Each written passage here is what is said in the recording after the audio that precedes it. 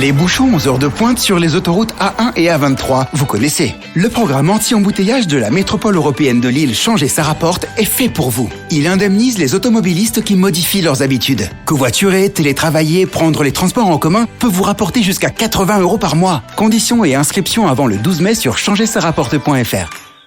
La Fabrique Audio présente La Petite Histoire. www.lafabriqueaudio.com. Aujourd'hui, on s'intéresse à une pirate du XVIIe siècle, une femme pirate de la mer des Caraïbes. Il s'agit de la pirate Jacotte de La Haye, une pirate extrêmement courageuse qui a participé aux expéditions de la Flibuste contre les Espagnols en temps de guerre aux côtés des Français et qui a également participé à des chasses organisées par les boucaniers dans les grandes forêts tropicales de Saint-Domingue et de la Jamaïque. Alors laissez-moi vous dire que le travail à terre du boucanier dans la terrible forêt tropicale était une aventure qui demandait à l'époque une force physique et morale exemplaire. Alors il y a de nombreuses légendes autour de ce personnage de Jacotte de La Haye, mais je préfère tout de suite vous le dire, il y a peu de choses qui sont avérées et qui sont réellement connues sur Jacotte de La Haye.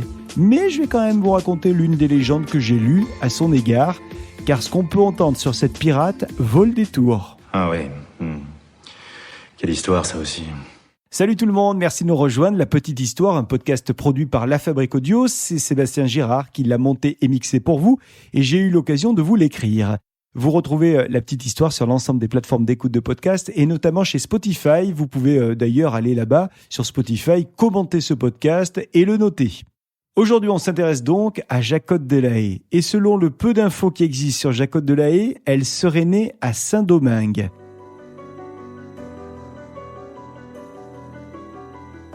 Jacotte est une fille qui est née d'un père français et d'une mère haïtienne.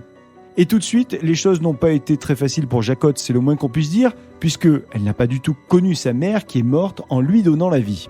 Alors Jacotte, elle est très attachée à son père qui l'éduque.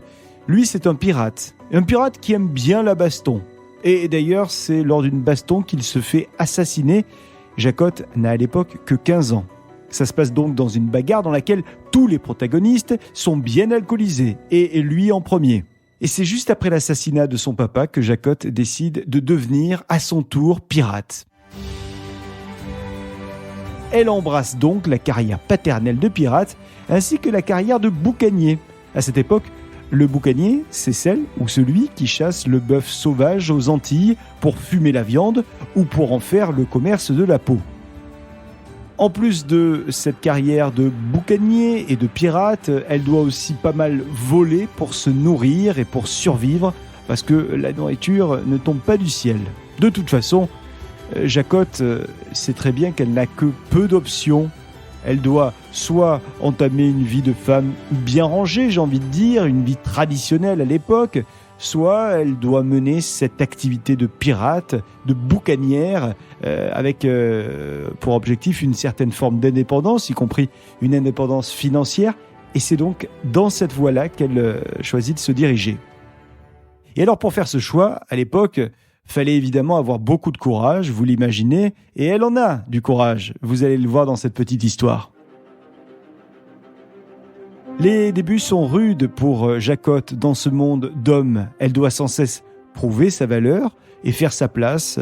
Et certains n'y vont pas par quatre chemins pour essayer de l'impressionner. Alors Jacotte, c'est une femme que tout le monde reconnaît comme étant une belle femme, une femme d'environ 1m50. Elle est un peu ronde. C'est une femme qui n'hésite jamais, s'il le faut, à sortir le couteau pour se défendre. Et c'est souvent qu'elle laisse à terre des individus qui ont tenté de l'agresser. Ouais, parce que Jacotte, elle subit énormément d'agressions, des agressions d'une grande violence. Elle ne va pas échapper à des viols, mais elle parvient à en éviter quelques-uns en assurant elle-même sa défense. Et elle fait surtout courir une rumeur sur elle. Une rumeur qui dit qu'elle se venge toujours, systématiquement, de ses agresseurs. Et au centuple même. Alors chacun des violeurs, chaque homme qui a atteint à son intégrité physique et à son intégrité morale doit absolument craindre pour sa vie. Et ce n'est pas qu'une rumeur d'ailleurs, parce que dans la réalité, elle tient toujours parole. Rapidement dans les Caraïbes, Jacotte va donc acquérir l'image d'une femme nerveuse, une dure à cuire, une soupe au lait même. On dit que c'est une femme qui n'apprécie jamais les étreintes imposées et qu'il faut donc s'en méfier. Jacotte, c'est une femme qui aime son activité de pirate, une activité qui lui prend énormément de temps. Disons-le, ça lui prend même tout son temps. Elle adore ses aventures maritimes qui lui permettent de sillonner les mers, des mers turquoise, qu'elle rougit du sang de celles et ceux qui lui veulent du mal ou de ceux qui ne veulent pas lui donner le bulletin qu'elle attend. Faut dire qu'il n'y a aucune place dans sa personnalité à l'empathie ou à une certaine forme de doute. Si elle veut survivre dans ce monde d'hommes violents, il faut qu'elle soit elle aussi violente et sans aucune hésitation. Un jour, avec son équipage, ils vont à l'abordage d'un navire marchand. Habituellement, ça se passe plutôt bien. Ils ont très souvent le dessus sur leurs opposants, mais cette fois-ci, ce n'est pas le cas. Ça vire au carnage sur le navire et elle sent bien, Jacotte, que cette partie-là va être compliquée à gagner pour ces hommes ainsi que pour elle. Alors, ni une ni deux, ce qu'elle fait, c'est qu'elle se fait passer pour morte sur le pont du bateau. Et ça marche. Ouais, ça marche bien. Au milieu des corps gisants sur le pont, elle est là, cachée, elle ne dit aucun mot, elle ne respire même plus. Et au moment où personne ne l'observe, au moment où personne ne regarde ce qui est supposé être son propre cadavre, elle saute dans l'eau. Sa chance, c'est qu'elle peut regagner le rivage parce que l'attaque a eu lieu non loin des côtes. Et tel le phénix, eh bien, elle va renaître de ses cendres, mais cette fois-ci, elle va décider de se grimer en homme. C'est donc une nouvelle vie qui commence. Et elle a raison d'utiliser cette stratégie du déguisement de l'homme parce que ça fonctionne bien. Elle parvient à diriger, grâce à ça, un nouvel équipage d'une centaine d'hommes pendant plusieurs années. C'est elle qui est à leur tête et il n'y en a aucun qui moufte. Alors bien sûr, certains ont un petit doute sur son sexe, mais la réputation de ce petit homme violent fait froid dans le dos à tout le monde, si bien que personne n'ose lui demander quoi que ce soit. Et pour nourrir les légendes et faire frissonner le petit monde des pirates, eh bien, elle choisit de se faire désormais surnommer dans tous les ports des Caraïbes la revenue de la mort rouge.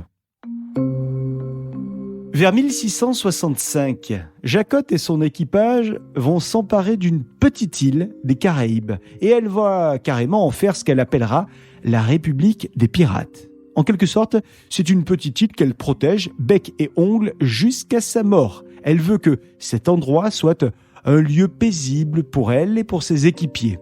Et en effet, ça le devient.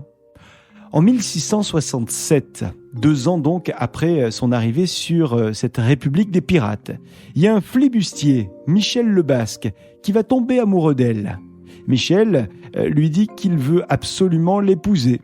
Mais Jacotte lui rétorque qu'elle ne se résoudra jamais à pareille alliance. Je cite « Ne pouvant aimer un homme qui me commanderait, pas plus que je ne l'aimerais s'il se laissait commander lui aussi, la question du mariage est réglée d'avance. » Alors vous vous en doutez, mais Jacotte, alias la revenue de la mort rouge, n'a pas vécu très vieille. Elle serait morte dans une fusillade en protégeant cette fameuse île de la République des pirates. Mais dans ce monde de la piraterie, quoi qu'il en soit, c'était assez rare de faire de vieux os. À 40 ans, elle a donc fini par être tuée. Mais ce qu'on peut affirmer aujourd'hui, c'est que sa trajectoire a marqué clairement son époque au fer rouge.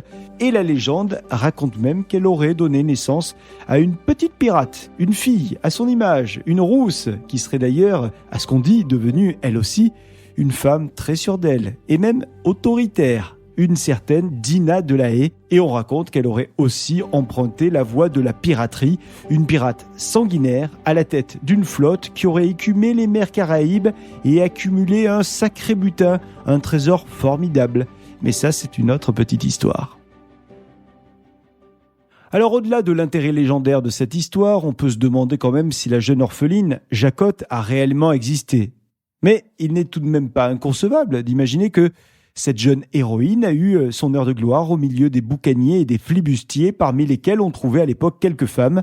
D'ailleurs, c'est le cas pour Marie-Anne Dieu-le-Veut, qui était elle aussi boucanière et qui était aux côtés de Jacotte.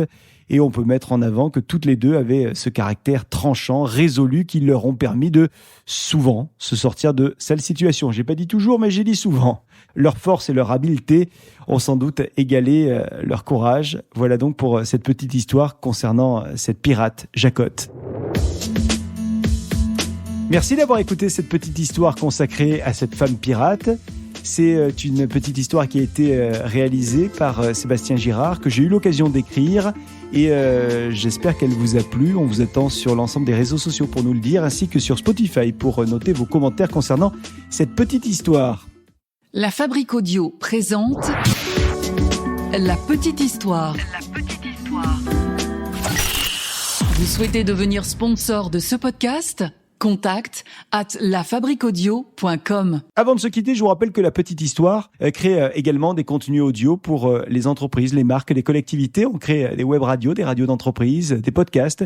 Si vous souhaitez qu'on vous accompagne dans la création d'un contenu audio à votre image, n'hésitez pas à nous solliciter. Vous nous contactez par mail, contact@lafabriqueaudio.com, la fabrique avec un K. Et nous, on se retrouve dans une semaine. Salut. T'es un homme unique.